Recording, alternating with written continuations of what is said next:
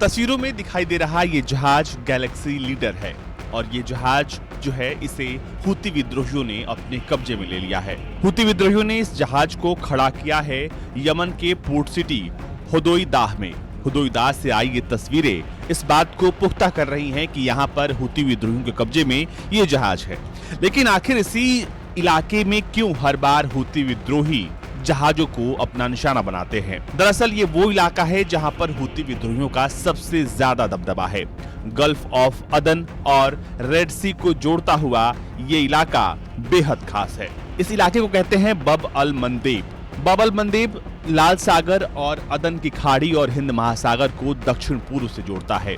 Suez नहर के निर्माण के बाद ये इलाका बेहद महत्वपूर्ण हो गया, क्योंकि ये इलाका मेडिटेरेनियन सी और पूर्वी एशिया के बीच में एक लिंक है और इस इलाके से सबसे ज्यादा ट्रेड होता है। यानी कह ले कि ये एक तरीके का सबसे इंपॉर्टेंट रास्ता है।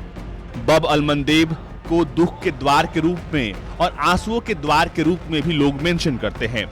इस इलाके में हुती विद्रोहियों का दबदबा है और इसे हॉर्न ऑफ अफ्रीका भी कहते हैं।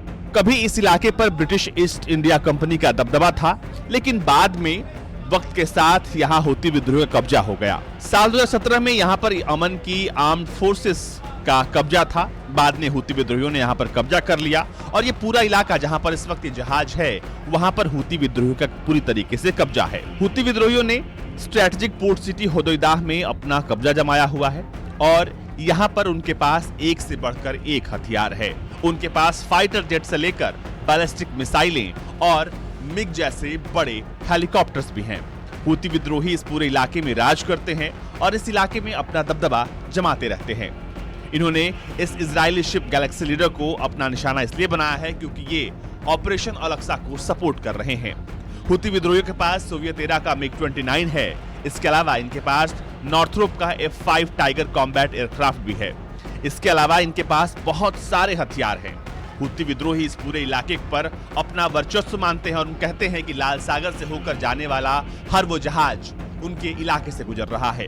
ऐसे में उस जहाज को उनसे इजाजत लेनी होगी।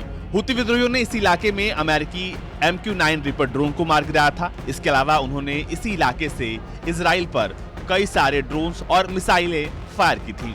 मौजूदा वक्त में ये इलाका बेहद खास क्योंकि इसके बिना ट्रेड हो नहीं सकता और अब इस इलाके पर खतरे के बादल मंडरा रहे हैं। गल्फ ऑफ अदन और लाल सागर को जोड़ता यह इलाका हुती विद्रोहियों के कब्जे में है। आपको बता दें कि ये इलाका 32 किलोमीटर चौड़ा है और इससे पेरिम आइलैंड जो है वो 2 भागों में बांटती है। वेस्टर्न चैनल जो कि 26 किलोमीटर का है और ईस्टर्न चैनल जो कि 3 किलोमीटर चौड़ा है। स्वेज कनाल के बनने के बाद से बेहद अहम हो गया क्योंकि ये इकोनॉमी और स्ट्रैटेजिक लिहाज से सबसे खास है।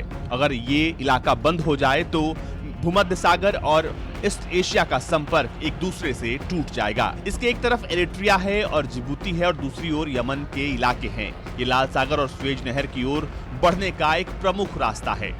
बब अल मंदेब स्ट्रेट मौजूदा वक्त में नजरअंदाज नहीं किया जा सकता, लेकिन मौजूदा वक्त में सबसे ज्यादा चर्चा का विषय यहाँ पर समुद्री लुटेरे और हुती विद्रोहियों द्वारा जहाजों को हाईजैक करने की घटनाएं इसी इलाके से आई हैं। ब्यूरो रिपोर्ट, भारत तक।